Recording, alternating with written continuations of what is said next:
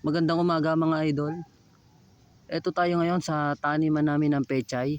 At ayan, malalaki na sila. Sa video na ito mga idol ay gusto ko lang sa inyo ibahagi yung mga dapat natin tandaan sa pagtatanim ng pechay. Unang-una na dyan mga idol, yung pagpili ng variety ng pechay na gusto nyong itanim. Kasi may iba't ibang variety ng pechay. Yung iba yung malalapad yung pinakapaklang niya. Yung iba naman may malalapad yung dahon. Yung iba naman katamtaman lang yung mga dahon nila pag lumalaki na. May mga ganong variety mga idol. Kaya pili na lang kayo ng mga variety ng pechay na gusto nyong itanim. And then mga idol, yung pangalawa natin kailangan tandaan sa pagtatanim ng pechay is yung land preparation mga idol. Ayun yung pinaka sunod na process natin, land preparation. Mag-prepare tayo ng mga plot or kama na pagtataniman natin ng pechay or yung paglilipatan tsaka yung pinaka pagpupunlaan natin ng pechay. I-prepare na natin kaagad yung mga idol. And make sure natin mga idol na yung pagpupunlaan tsaka yung paglilipatan natin ng mga punla pag malalaki na sila is may sunlight. Kahit 5 to 6 hours or 6 to 8 hours a day na yung sunlight nila. Kasi kailangan ng pechay yon mga idol. And then mga idol, once na nakapag-prepare na kayo ng plot or ng kama na pagpupunlaan ng pechay, ang susunod natin gagawin ay babasain muna natin ng basang-basa yung punlaan na yon mga idol, yung ginawa nating plot. And then once na nabasa na natin or nadiligan na natin yung plot na yon mga idol, ayun na yung time na pwede na tayo magsabog ng buto ng pechay. Sasabog na natin yung buto ng pechay doon mga idol.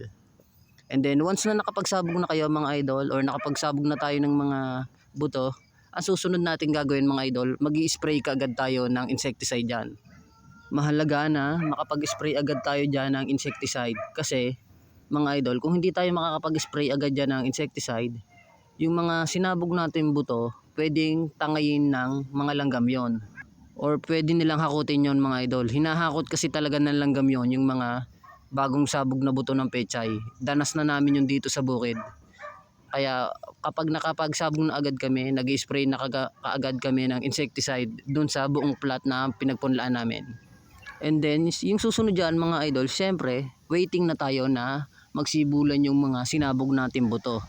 Within 3 days lang mga idol, nagsisimula ng magsibulan yung mga buto na yan. 3 to 5 days, nag-i-start na silang magsibulan. Hayaan lang muna natin sila dyan sa punlaan hanggang sa 14 to 15 days old nila mga idol. Hayaan muna natin silang makalaki dyan sa punlaan. Basta ang gagawin natin dyan mga idol, once na nakita na natin nagsisibulan at makapal na yung sibul ng mga pechay sa punlaan, pwede na natin diligan yun ng banayad lang mga idol, yung hindi naman lawan-lawa, yung katamtaman lang yung pagdidilig natin sa kanila. Ang purpose nun is para hindi sila mamatay sa init, yung mga punla na yon na sumibol. And then syempre mga idol, yung susunod doon, transplanting na tayo. Paano ba natin malalaman na pwede na natin i-transplant yung mga punla ng pechay? Kapag nakita nyo na yung mga punla nyo is may 3 to 4 leaves na mga idol, yung 3 hanggang 4 na dahon na, yung medyo malaki na siya, ayun yung time na pwede na nating silang i-transplant. Mga ano yon mga idol, mga 14 to 15 days old na sila nun sa punlaan. Ayun yung mga time na pwede na natin silang i-transplant. At dapat mga idol, dapat natin tandaan na yung paglaki ng mga punla ng pechay is hindi sabay-sabayan lumalaki. Una-una sila.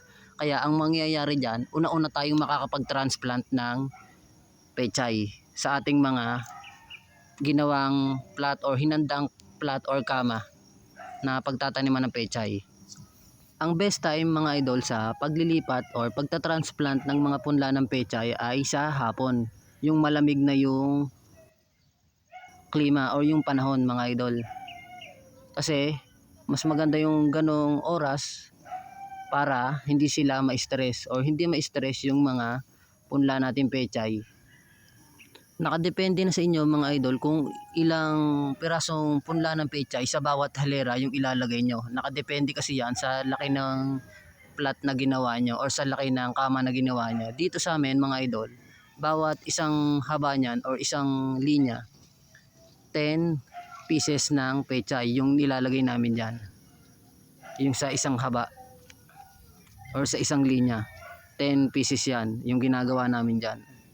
Kumbaga mga idol, 10 seedlings of pechay kada row. Ayun yung ibig kong sabihin. Yung distancing niyan mga idol, nakadepende na rin sa inyo. Siyempre, may kanya-kanya tayong pamamaraan dyan sa pagtatanim niyan. Kaya, nakadepende na sa inyo yon.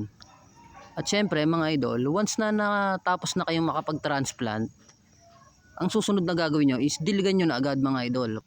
Makakatulong yon para mabilis makarecover yung mga itransplant natin pechay. At siyempre, araw-araw na natin didiligan yan mga idol yung na-transplant nating pechay. At ang pinakamaganda dyan, twice a day tayo magdidilig. Sa umaga at saka sa hapon. Makakatulong yon para mas mabilis lumaki yung mga tanim natin pechay. Hanggang sa hindi pa natin hinaharvest yon mga idol, yung mga pechay, everyday tayo magdidilig syempre. And then yung sumunod na tatandaan natin dyan mga idol, 1 week after transplanting is pwede na tayo mag-apply dyan ng pataba. Ano ba yung pwede natin gamitin pataba dyan? Siyempre mga idol, ang una na dyang pwedeng gamitin is yung urea o yung 4600. Yung ginagamit naming method dyan is drenching mga idol. Tinutunaw namin sa tubig yung urea and then sinasalin sa lagadera tsaka namin siya ididilig. Ganun yung way namin ng pag-aabono sa pechay. And then mga idol, yung susunod na week noon mga idol, every week na kasi nag-aabono kami sa tanim namin pechay hanggat hindi pa namin sila na-harvest. Yung pangalawang abono na gagawin namin dyan mga idol, urea at complete na. Drenching pa din mga idol, combination ng dalawa. Ayun na yung gagamitin naming abono dyan sa mga tanim namin pechay pag 2 weeks na sila after transplanting. At syempre mga idol, kailangan din natin inspeksyonin yung mga tanim natin pechay para makita nyo kung sinisira na ba ng mga uod or ng mga insekto yung mga dahon nila. Kasi yung dahon ng pechay mga idol, sirain yan eh. Sinisira talaga ng uod yan. Pati yung pinakagitna ng pechay, sinisira ng uod yan. At ng iba pang insekto. Once na makitaan nyo na sila ng mga sira, ayun yung time na pwede na tayo mag-spray dyan ng insecticide. May kanya-kanya tayong ginagamit na insecticide dyan mga idol. Basta mag-spray tayo. Once na nakitaan na natin ng minimal na sira yung mga tanim natin pechay para hindi na sila kumalat pa. Or para ma-prevent natin yung pagkasira ng mga tanim natin pechay. Mostly mga idol, yung pechay is pwede nang harvestin kapag 3 weeks na. Or yung iba naman 4 weeks na nila hinaharvest. Nakadepende kasi sa pag-aalaga natin yan kung mapapabilis natin yung paglaki nila. Basta kami mga idol, every week ay nag-a-apply kami ng pataba dyan. And then once a week lang yon mga idol. Ginagawa namin yon hanggat hindi pa namin sila na-harvest every week. Tapos isang beses lang sa isang linggo. Ayun yung way namin ng pag-aalaga dyan sa pag-aabono. At yung pinakahuli mga idol na dapat natin tandaan is yung pag-harvest. Once na nakita nyo na malalaki na yung mga dahon nila, malapad na yung mga dahon, malalaki na yung paklang, pwede na natin harvestin yung mga idol. Kapag yung nakita nyo yung sagad na laki nila. Kasi pag pinabayaan natin yan dyan at tumagal sa taniman, mabilis gumulang yung pechay. Kaya mas maganda agapan na natin yung pag-harvest sa kanila. Tips pala mga idol, pahabol lang.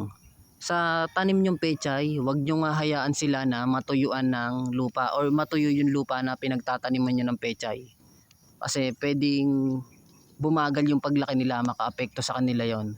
Kaya dapat palaging basa yung lupa nila. Yung mga process pala na sinabi ko sa inyo dito mga idol or yung mga binahagi ko sa inyo is ayun talaga yung way namin ng pag-aalaga at ng pagtatanim ng pechay.